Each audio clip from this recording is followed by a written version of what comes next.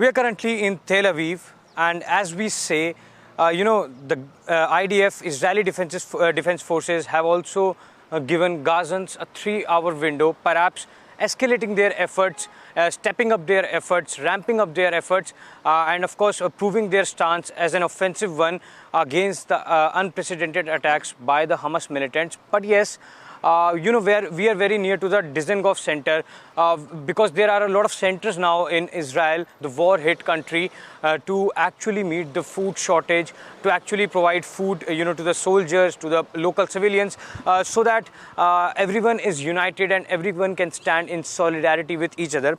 Ma'am, thanks a lot for speaking to us. We are very near to Dizengoff center. We stand here in Tel Aviv. So, how do you feel about it? Because, the tensions have only been escalating. Right.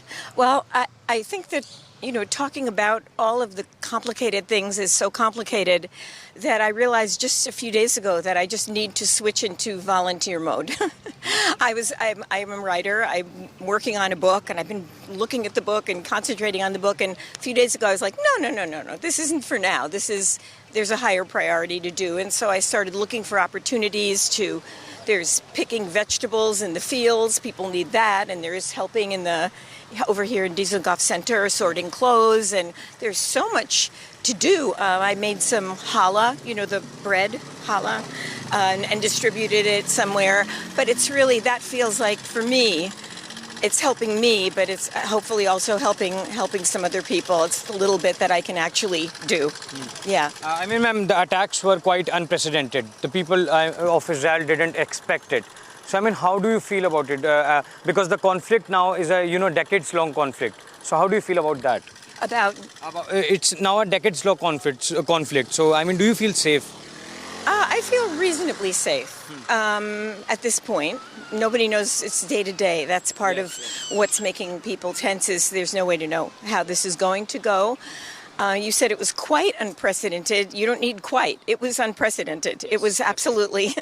There's never been anything like this here. And these people, the Israelis, are like hardened. They know about this stuff, and they're still, President Biden's speech, as far as I can tell, is the most morale-boosting thing that has happened here since this began. There was a shift after his speech, and good for him.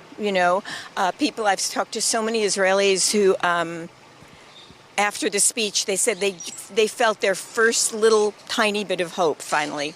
So, anyway, let's hope. Thanks a lot, ma'am, for speaking to us. We hope that you remain safe. Your family also remains safe.